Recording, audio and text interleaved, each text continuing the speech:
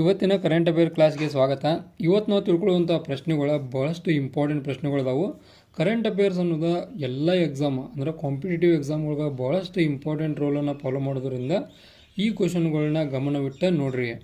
ಈಗ ನನ್ನ ಮೊದಲನೇ ಪ್ರಶ್ನೆ ತಿಳಿಸ್ತಾನು. ಇತ್ತೀಚೆಗೆ ನಡೆದ ಅಂಡರ್-19 ವಿಶ್ವಕಪ್ 2026 ಪ್ರಶಸ್ತಿಯನ್ನು ಗೆದ್ದವರು ಯಾರು? ಈ ಪ್ರಶ್ನೆಗೆ ಸರಿಯಾದ ಉತ್ತರವನ್ನು ನೋಡೋದಾದ್ರೆ ನಾವು ಅದು ಆಪ್ಷನ್ ಎ ಭಾರತ ಅಥವಾ ಇಂಡಿಯಾ ಅಂತ ಹೇಳ್ಬೋದು. ನಾವು ಇಂಡಿಯಾದವರು ಅಂಡರ್-19 ಕಪ್ಪನ್ನು ಗೆದ್ದರು.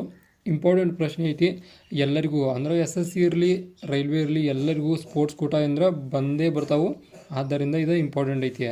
ಇನ್ನು ಇದ್ರ ಬಗ್ಗೆ ಮಾಹಿತಿಯನ್ನು ತಿಳ್ಕೊಳ್ಳೋದಾದ್ರೆ ಇದು ಯಾವಾಗ ನಡೀತಪ್ಪ ಅಂದ್ರೆ ಫೆಬ್ರವರಿ 2, 2026 ನಡೀತೈತಿ. ಆನಂತರ ಇದ್ರೊಳಗೆ ಯಾರನ್ನು ಸೋಲಿಸ್ತಾರೋ ಭಾರತದವರ ಇಂಗ್ಲೆಂಡನ್ನು ಎಷ್ಟು ರನ್ಗಳಿಂದ 100 ರನ್ಗಳಿಂದ. ಇವೆಲ್ಲ ಪಾಯಿಂಟ್ಗಳನ್ನ ನೋಟ್ ಮಾಡಿಟ್ಕೋರಿ. 100 ರನ್ಗಳಿಂದ ಇಂಗ್ಲೆಂಡನ್ನು ಸೋಲಿಸ್ತಾರೋ. ಆನಂತರ ಭಾರತವು ಒಂದು ಅಂಡರ್-19 ವಿಶ್ವಕಪ್ನಲ್ಲಿ ಅತ್ಯಂತ ಯಶಸ್ವಿ ತಂಡವಾಗೈತಿ ಮತ್ತು ಇದು 6 ಬಾರಿ ಒಂದು ಪಂದ್ಯಾವಳಿಗಳನ್ನು ಗೆದ್ದೈತಿ ಈ ಒಂದು ಸರಣಿ ಒಳಗೆ. ಇನ್ನು ಈ ಹಿಂದೆ ಅಂದರೆ ಯಾವಾಗ ಪ್ರೀವಿಯಸ್ ಆಗಿ ಭಾರತ ಯಾವಾಗ ಗೆದ್ದೈತಿ ಅನ್ನೋದನ್ನು ಕೂಡ ಇಂಪಾರ್ಟೆಂಟ್ ಐತಿ. 2000, 2008, ಆನಂತರ 2012, 2018, 2022, ಆನಂತರ ಈಗ 2026 ಅಂದರೆ 6 ಬಾರಿ ಗೆದ್ದೈತಿ. ಇವು ಒಟ್ಟು ನಮ್ಮ ಇಂಡಿಯಾ ಯಾವ್ಯಾವ ಗೆದ್ದೈತಿ ನಾವು ಡೀಟೇಲ್ಸ ಇದ್ರಾಗ ಫಸ್ಟ್ ಕೂಡ ಇಂಪಾರ್ಟೆಂಟ್ ಆಕೈತಿ ಸ್ವಲ್ಪ, ಅಂದ್ರೆ ಫಸ್ಟ್ ಯಾವುದೇ ಇದ್ರು ಅವು ಇಂಪಾರ್ಟೆಂಟ್ ಆಕವು. ಆನಂತರ ಈ ಒಂದು ಇದ್ರೊಳಗೆ ಯಾರು ಹೆಸರು ನೋಡ್ರಪ್ಪ ಅಂದ್ರೆ ಇಂಗ್ಲೆಂಡಿನ ಒಂದು ಬೆನ್ ಮೇಯಸ್ ಅಂತ ನೋಡಿದಾರ. ಅವರ 444 ರನ್ಗಳನ್ನ ಹೊಡಿತಾರೋ.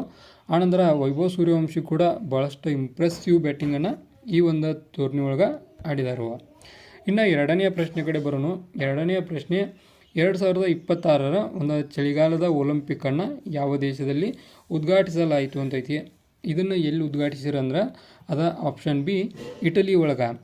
ಅಂದ್ರೆ 2026 ಚಳಿಗಾಲ ಒಂದು ಅಧಿವೇಶನ ಇಟಲಿ ಒಳಗೆ ಒಂದು ಇದಾತು, ಉದ್ಘಾಟನೆಗೊಂಡಿತು. ಒಂದು ನೋಟ್ ಮಾಡಿಟ್ಕೋರಿ.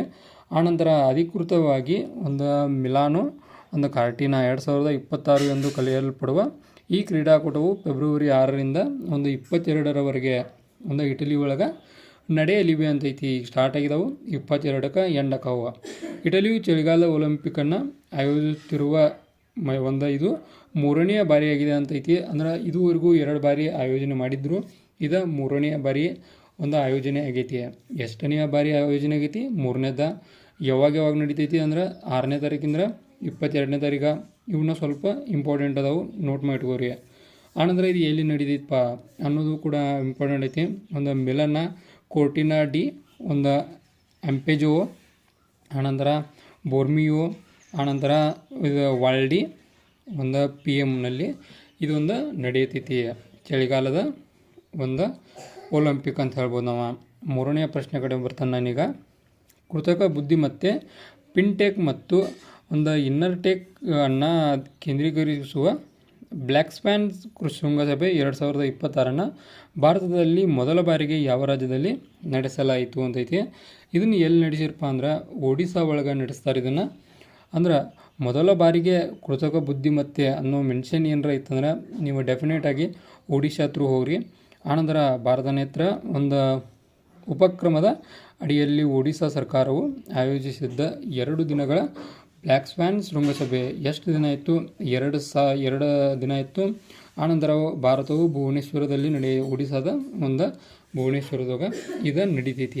ಓಕೆ, ಇದು ಇಷ್ಟ ಇದ್ರ ಇಂಪಾರ್ಟೆಂಟ. ಎಲ್ಲಿ ನಡೀತು, ಎಷ್ಟು ದಿನ ನಡೀತು, ಇದನ್ನಟ್ಟ ನೋಟ್ ಮಾಡಿಟ್ಕೋರಿ.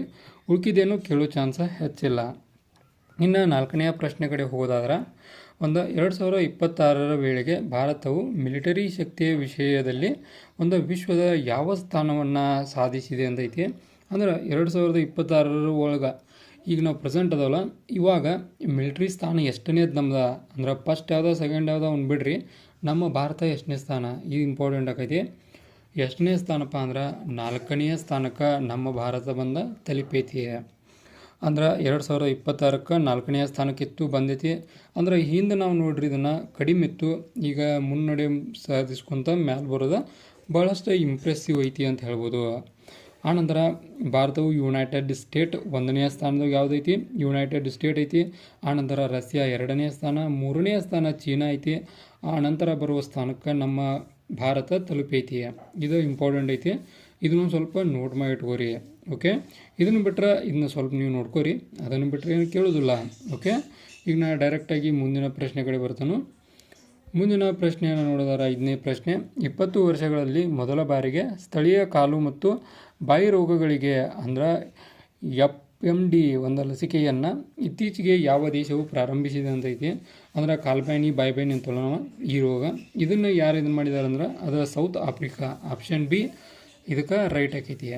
ಇನ್ನು ಇದ್ರ ಬಗ್ಗೆ ಸ್ವಲ್ಪ ನಾಲೆಜ್ ಬೇಕಂದ್ರೆ ಇಲ್ಲಿ ನೋಡ್ಬೋದು ನಾವು ಸ್ಥಳೀಯ ಕಾಲು ಮತ್ತು ಬಾಯಿ ರೋಗಕ್ಕೆ ಯಾವ್ಯಾವ ರೀತಿಯಾದ ಇದು ಮಾಡ್ತಾರೋ, ಲಸಿಕೆಯನ್ನು ಉತ್ಪಾದನೆ ಮಾಡಿದಾರು, ಬಿಡುಗಡೆ ಮಾಡಿದ್ದಾರೆ ಯಾರ, ಇದು ಇಲ್ಲೈತಿ. ಇದನ್ನು ಬಿಟ್ಟರೆ ಏನು ಸ್ವಲ್ಪ ಹೆಚ್ಚು ಕೇಳೋಂಗಿಲ್ಲ. ಆನಂತರ 12,900 ಒಂದು ಡೋಸ್ಗಳು ಒಂದು ಎಷ್ಟಿವ 12,900 ಡೋಸ್ಗಳ ಮೊದಲ ಬ್ಯಾಚನ್ನು ಬಿಡುಗಡೆ ಮಾಡಲಾಗಿದೆ ಮತ್ತು ಉತ್ಪಾದನಾ ಸಾಮರ್ಥ್ಯವು ಮಾರ್ಚ್ ವೇಳೆಗೆ ವಾರಕ್ಕೆ ಸುಮಾರು 20,000 ಡೋಸ್ಗಳಿಗೆ ಹೆಚ್ಚಿಸುವ ನಿರೀಕ್ಷೆ ಇದೆ. ಅಂದರೆ 20,000 ಮಟ್ಟಿಗೆ ಒಂದು ವಾರಕ್ಕೆ ಹೆಚ್ಚು ಮಾಡೋ ಸಾಧ್ಯತೆ ಕೂಡ ಐತಿ. ಇನ್ನು 6ನೇ ಪ್ರಶ್ನೆ ನೋಡ್ರಿ, ಭಾರತದಲ್ಲಿ ಪಕ್ಷಿ ಒಂದು ಅಟ್ಲಾಸ್ ಪ್ರಕಟಿಸಿದ 2ನೇ ರಾಜ್ಯ ಯಾವುದು ಅಂತ ಇದ್ರಿ. ಒಂದು ಪಕ್ಷಿ ಅಟ್ಲಾಸ್ ಅನ್ನೋದ ಒಂದು ಇದನ್ನು ಮಾಡಿದ್ದ 2ನೇ ರಾಜ್ಯ ಯಾವುದು ಅಂದ್ರೆ ಅದು ಗೋವಾ. ಇನ್ನು 7ನೇ ಪ್ರಶ್ನೆ ಕಡೆ ಬರೋಣ. ಒಂದು 7ನೇ ಪ್ರಶ್ನೆ, ಪದ್ಮಶ್ರೀ ಒಂದು ಪ್ರಶಸ್ತಿ ಪುರಸ್ಕೃತರಾದ ಹಗ್ ವ್ಯಾಂಟ್ರರ್ಸ್ ಯಾರು ಮತ್ತು ಅವರು 95ನೇ ವಯಸ್ಸಿನಲ್ಲಿ ನಿಧನರಾದರು ಅಂತೈತಿ. ಅಂದರೆ ಇಲ್ಲಿ 2 ಕ್ವಶನ್ ನೋಡ್ತೀವಿ ನಾವು. ಎಷ್ಟನೇ ವಯಸ್ಸು ನಿಧನರಾದರು? 95ನೇ ವಯಸ್ಸು. ಅವ್ರು ಯಾರ? ಹಗ್ ಗ್ವಾಂಟ್ಸರ್ ಅಂತದಾರಲ್ಲ ಇವ್ರು ಯಾರಾಗಿದ್ದಪ್ಪ ಅಂದ್ರೆ ಒಂದು ಟ್ರಾವೆಲ್ ರೈಟರ್ ಆಗಿದ್ದರು. ಅಂದ್ರೆ ಒಂದು ಟ್ರಾವೆಲ್ ಕುರಿತಂತೆ, ಯಾತ್ರೆಯ ಕುರಿತಂತೆ ಒಂದು ರೈಟರ್ ಆಗಿದ್ದರು.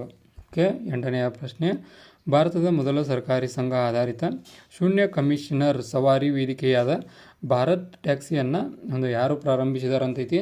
ಇದಕ್ಕೆ answer option B Amit Shah ಅವರ ಇದನ್ನು ಆರಂಭಿಸಿದರು. ದುಬೈನಲ್ಲಿ ನಡೆದ ಮುಂದಿನ ಪ್ರಶ್ನೆ ನೋಡ್ರಿದ, ದುಬೈನಲ್ಲಿ ನಡೆದ ವಿಶ್ವ ಸರ್ಕಾರಿ ಶೃಂಗಸಭೆಯಲ್ಲಿ 2026ರ ಜಾಗತಿಕ ಶಿಕ್ಷಕ ಪ್ರಶಸ್ತಿಯನ್ನು ಒಂದು ಗೆದ್ದ ಭಾರತೀಯರು ಯಾರು ಅಂತೈತಿ. ಇದನ್ನು ಒಬ್ಬರು ಲೇಡೀಸ್ ಗೆದ್ದರು. ನಿಮ್ಗೆ ಗೆಸ್ ಆಗಿರ್ಬೋದು, ನಿಮಗೆಲ್ಲ ಗುರುತಿರ್ಬೋದು. ಒಂದು ರುಬೆಲ್ ನಾಗಿ ಅವರ ಈ ಒಂದು ಪ್ರಶಸ್ತಿಯನ್ನು ಗೆದ್ದರು. ಇವಾಗಿದ್ದು ಇವತ್ತಿನ ಕರೆಂಟ್ ಅಫೇರ್ ಇಂಪಾರ್ಟೆಂಟ್ ಪ್ರಶ್ನೆಗಳು. ಎಲ್ಲ ಪ್ರಶ್ನೆಗಳು ಇಂಪಾರ್ಟೆಂಟ್ ಅದಾವು. ಎಲ್ಲ ಪ್ರಶ್ನೆಗಳನ್ನು ಓದ್ಕೊಂಡು ನೀಟಾಗಿ ಹೋಗ್ರಿ.